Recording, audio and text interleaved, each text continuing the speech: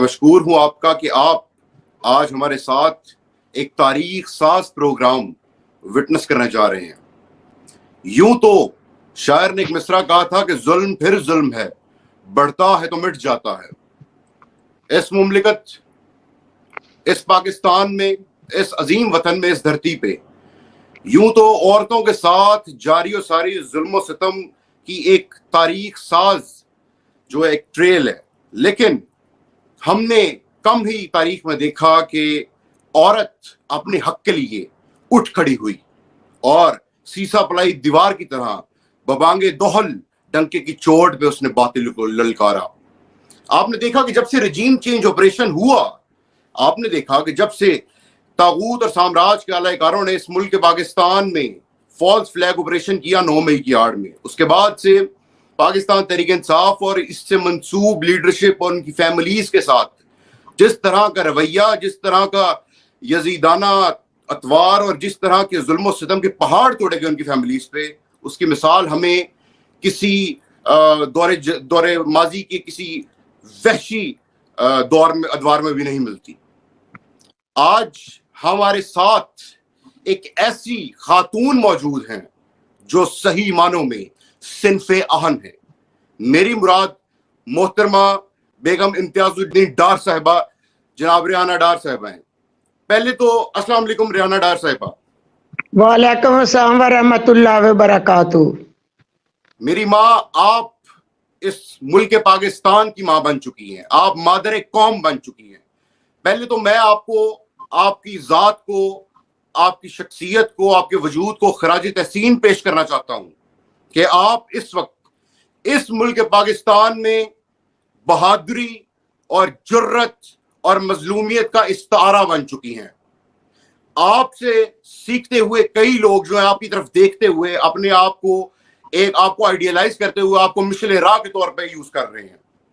وہ عورتیں جو اپنے حقوق کے لیے بولنا چاہتی تھیں لیکن وہ بول نہ سکیں، ان کو اس سامراج اور طاغوت کے اعلی کاروں نے دبا دیا بزور بازو۔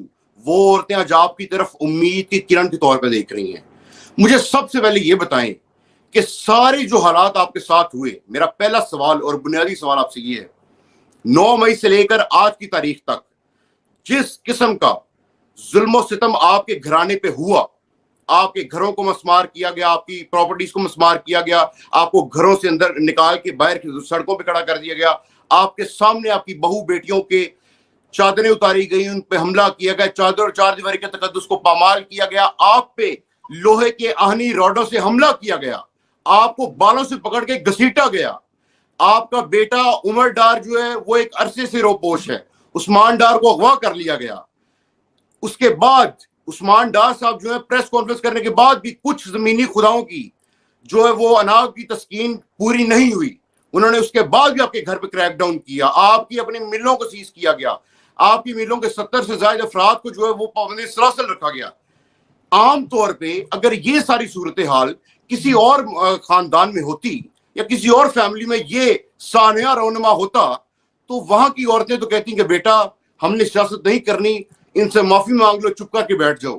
میں یہ جاننا چاہتا ہوں آپ سے کہ وہ کون سی طاقت تھی، وہ کون سی قوت تھی، وہ کون سا عنصر تھا جس نے آپ کو ڈٹ کے کھڑا ہونے پہ بہادری کے ساتھ ان کو للکارنے پہ مجبور کیا؟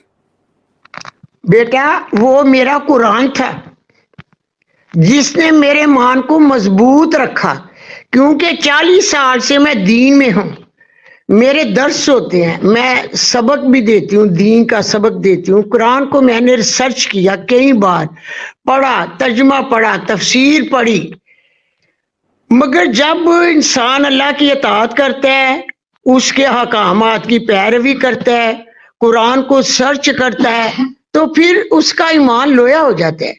میں اپنے قرآن کو پڑھنے کے بعد، ریسرچ کرنے کے بعد، یہ میرا دل نہیں، ایمان کا لویا ہے، لویا، اس لیے میں ڈٹ گئی۔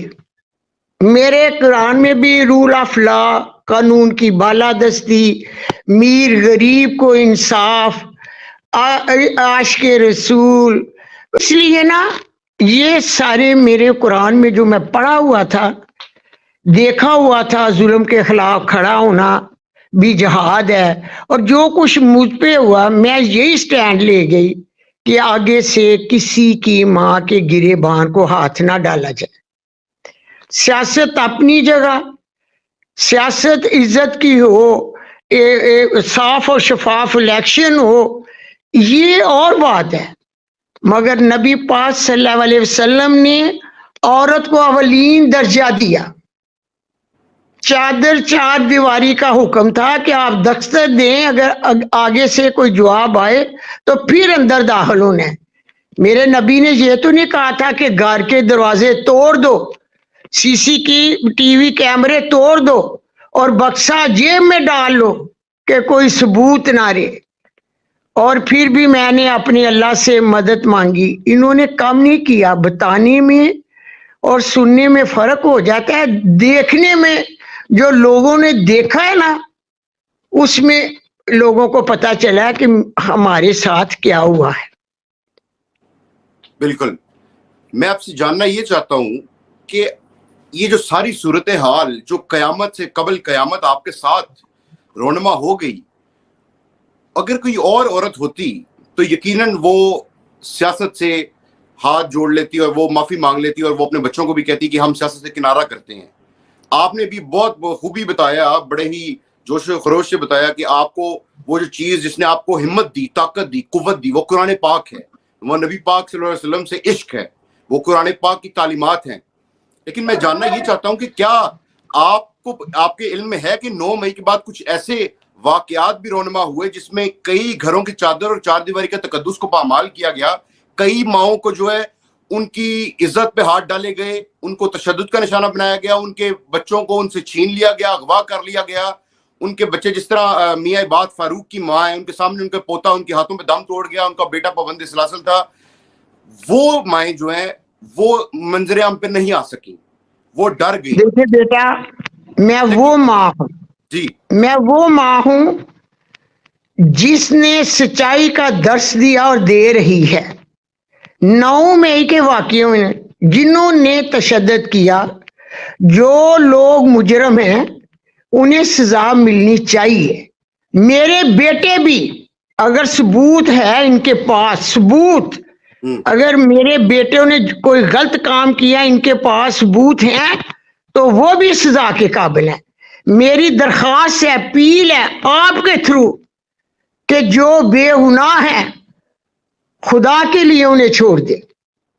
آپ صاحب اولاد ہیں، آپ صاحب اولاد ہے، درد رکھیں اپنی طرف اور اپنے گھر سے دیکھا. جو بے گناہ ہے نا انہیں چھوڑ دے، جو مجرم ہے ٹھیک ہے اسے سزا دے.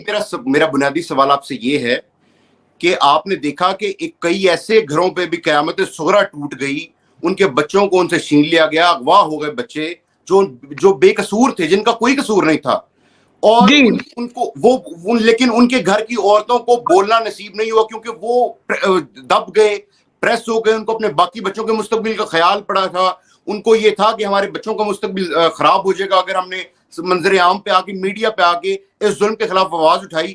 لیکن جو آپ نے آج اس پورے پاکستان میں اپنے آپ کو ایک جرت اور بہادری کا استعارہ اور علامت ثابت کیا ہے، آپ کو اندازہ ہے کہ آپ سے کتنی عورتیں جو ہیں وہ انسپائر ہو کے ان کو بھی یہ جوش ملے گا، ان کو بھی جذبہ ملے گا اور وہ بھی اس ظلم کے خلاف بولیں گی. بولنا چاہیے بیٹا، بولنا چاہیے، بولنا چاہیے. آگے سے یہ نہیں ہونا چاہیے. بولیں آپ. سیاست میں کم سے کم عورتوں کو ہاتھ نہیں ڈالنا چاہیے، بے قصور کو سزا نہیں دینی چاہیے. جنہوں نے حملہ کیا، جن کے ثبوت ہے، انہیں سزا دینی چاہیے، چاہے میرے اپنے بیٹے کیوں نہ ہوں. مگر بات یہ ہے کہ بے گناہوں کو تو نہ ایسے کریں، گھروں کو ایسے نہیں کرنا چاہیے تھا.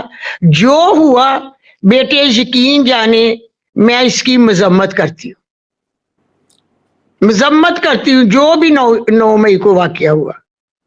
میرا آپ سے دوسرا سوال یہ ہے کہ جو جس قسم کا ظلم و ستم آپ کے گھرانے پہ ہوا 9 مئی کے فالس فلیگ آپریشن کی آڑ میں، اس طرح اگر کسی اور کے ساتھ ہوتا تو وہ تو سیاست سے توبہ کر جاتے.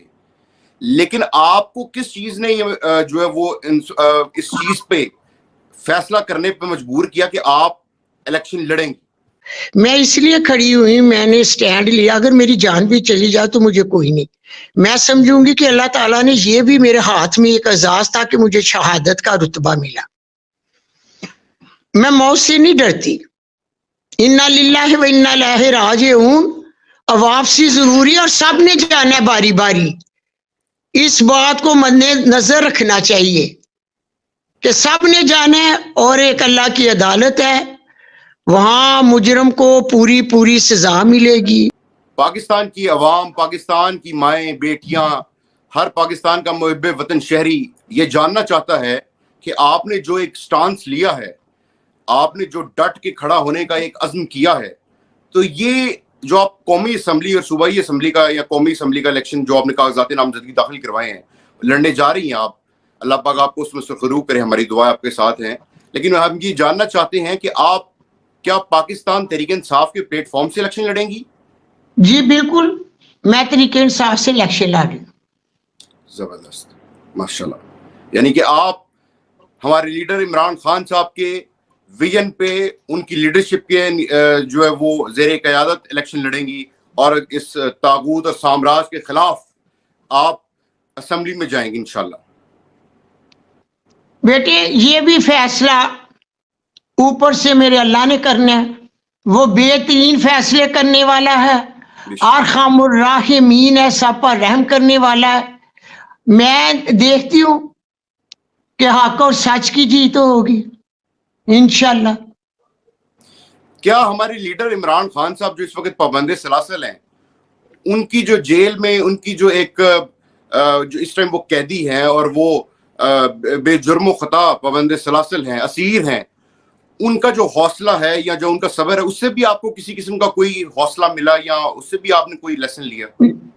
मैं समझती हूँ कि जो चीजें मेरे कुरान में आई थी ना, मैंने तर्जमा पढ़ा, तफसीर पढ़ी है, वो उनमें थी जो मुझ में है। वाह, यानी वो इमरान खान साहब में थी। हाँ, ये चीजें कुरान से हमें हासिल किया, मैंने तर्जमा पढ़ा है। वो भी इस्लाम की बात करते थे, रूल ऑफ लॉ की बात करते थे, कानून की बालादस्ती करते थे, गरीब अमीर के लिए इंसाफ की बात करते। तो देखो इंसाफ मिला? बिल्कुल नहीं मिला, बिल्कुल नहीं मिला। मेरी अपने पाकिस्तान के लिए दुआ है बेटा। मेरा तल्लक आर्मी के घराने से है, सारे मेरे कज़न वगैरह आर्मी में है, मेरी कज़न लेडी डॉक्टर हैं, उनके हस्बैंड डॉक्टर हैं। मैं फौज की इज्जत करती हूँ, मैं फौज से प्यार करती हूँ, मैं फौज के घराने से। फौज है तो हम हैं, हम हैं तो पाकिस्तान है। मेरी दुआएं हैं उनके लिए, अल्लाह ताला हमारी बहादुर फौज को हिम्मत और ताकत दे दुश्मनों के लिए मुकाबला करने की। उनका भी पाकिस्तान, हमारा भी पाकिस्तान, पाकिस्तान जिंदाबाद। मेरा आखिरी सवाल आपसे ये है कि आपके मद्दे मुकाबिल एक इंतहाई मक्कार, अय्यार, चालाक और नौसरबाज किस्म का शख्स है, जिसकी जुबान से खास तौर पे खवातीन उसकी जुबान के शर से महफूज नहीं, उसका नाम ख्वाजा आसिफ है। अगर वो इलेक्शन डे वाले दिन या ड्यूरिंग कंपेन के दौरान धांधली की कोशिश करते हैं या प्री पोल रिगिंग की कोशिश करते हैं, तो आपने इस सूरत हाल से निपटने के लिए कोई कुछ सोचा हुआ है? बेटा, जो करना है ना वो कर ले। मैं गुनाहगार नहीं होना चाहती, फैसला मेरी आवाम का है, वोट इमरान खान का है। 70% सर्वे ने इमरान खान का वोट बताया, 20% सर्वे सियालकोट का दूसरी पार्टी के वोट बता रहा है। मेरा वोट नहीं, इमरान खान का वोट है, इमरान खान का वोट है। और मोहतरमा रेहाना इम्तियाज डार साहिबा पाकिस्तान तहरीक इंसाफ के प्लेटफॉर्म से इंशाल्लाह इलेक्शन लड़ेंगी और इंशाल्लाह ताला। और इस मैं उसके लिए मैदान तो नहीं ना छोड़ सकती, खुला मैदान नहीं मैं छोड़ सकती। जबरदस्त, इस वक्त आप लड़ूंगी मैं इंशाल्लाह ताला। बिल्कुल, और हमें आपने मेरे लिए दुआ करनी है। बिल्कुल, हमारी पूरी कौम की दुआएं आपके साथ हैं इंशाल्लाह। आप इस वक्त जुर्रत और बहादुरी का इस्तारा, अलामत बन चुके हैं इस मुल्क पाकिस्तान में। आप जूद-ए-जन से तस्वीर कायनात में रंग के मिस्ताक इस वक्त कई माओं की, कई बहनों की, कई बेटियों के लिए मिशले राह का किरदार अदा कर रही हैं। اور پوری قوم کی دعائیں آپ کے ساتھ ہیں. ناظرین و حاضرین, آپ نے دیکھا کہ محترمہ ریحانہ امتیاز ڈار صاحبہ نے آپ کو بتایا کہ وہ پاکستان تحریک انصاف کے پلیٹ فارم سے الیکشن لڑیں گی, اور انہوں نے آپ کو بتایا کہ پاکستان تحریک انصاف کے لیڈر بے گناہ اسیر جو اس ٹائم ہے جناب عمران خان صاحب. آخری سوال آپ سے پوچھنا چاہتا ہوں کہ کیا آپ پاکستانی قوم کو اور آپ کو جو سننے اور دیکھنے والے ان کو کوئی پیغام دینا چاہیں گی؟ میں یہی پیغام دینا چاہتی ہوں اپنے ملک کے لیے, پاکستان کے لیے صاف اور شفاف الیکشن ہی ہمارے پاکستان کی ترقی ہے. صاف اور شفاف الیکشن, کردار ادا کریں اس ملک کے لیے صاف اور شفاف الیکشن. جسے انسان منتخب کرے اسے مان لیا جائے. زبردست. یہی پیغام ہے ایمانداری کا, دیانتداری کا, اللہ کے حکم کا, اللہ کے احکامات کا. یہی پیغام ہے, صاف اور شفاف الیکشن. بالکل. آگے دیکھو کیا ہوتا ہے. جی, اسی صاف اور شفاف انتخابات کے بعد اگر یہ ممکن ہوا تو ہمارا ملک جو ہے, جو ابھی فی الوقت عدم استحکام کا شکار ہے, وہ مستحکم ہوگا, معاشی طور پہ بھی, سیاسی طور پہ بھی. بالکل انشاءاللہ. جی انشاءاللہ. ناظرین و حاضرین, آپ نے دیکھا کہ محترمہ ریحانہ امتیاز ڈار صاحبہ نے, جو کہ عثمان ڈار صاحب اور عمر ڈار صاحب کی والدہ ہیں, انہوں نے بتایا کہ کس طرح ان کو قرآن پاک کی تعلیمات, رسول پاک صلی اللہ علیہ وسلم سے عشق نے ڈنکے کی چوٹ پہ ببانگ دوہل سامراج اور طاغوت کے خلاف کھڑا ہونے پہ جو ہے وہ آمادہ کیا. ان کا جوش, ان کا جذبہ اس لیے ہے کیونکہ وہ قرآن پاک کی طالب علم ہیں. انہوں نے اللہ پاک کے احکامات پڑھے ہوئے ہیں, دیکھے ہوئے ہیں, اور وہ اسی پہ عمل پیرا ہیں. اور بے جرم و خطا ہمارے لیڈر جو پابند سلاسل عمران خان صاحب, وہ بھی ان کی انسپریشن ہے. اور عمران خان صاحب بھی ریحانہ امتیاز ڈار صاحبہ کے بقول اسی قرآن پاک کی تعلیمات پر عمل پیرا ہیں, اور وہ بھی حق کے راہی ہیں. اور انہوں نے ساتھ ساتھ یہ بھی بتایا کہ وہ پاکستان تحریک انصاف کے ٹکٹ سے الیکشن لڑیں گی اور میدان خالی نہیں چھوڑیں گی, اور وہ ڈٹی ہوئی ہیں, پوری قوم کی دعائیں ان کے ساتھ ہیں. اور وہ انشاءاللہ, جیسے کہ پی ٹی آئی کے سرویز جو ہے, جنرل الیکشنز کے جو سروے ہیں, اس کے مطابق پی ٹی آئی 70% ووٹ لے کے کامیابی حاصل کر رہی ہے. بالکل اسی طرح اگر صاف اور شفاف انتخابات ہوتے ہیں تو ہماری ماں, قوم کی یہ ماں جو اس وقت جرت اور بہادری کو استعارہ اور علامت بن چکی ہے, انشاءاللہ 8 فروری کو خواجہ آصف کو ناکو چنے چبوا کے اقتدار کے ایوانوں تک جائے گی انشاءاللہ. اللہ پاک آپ سب کا حامی و ناصر ہو.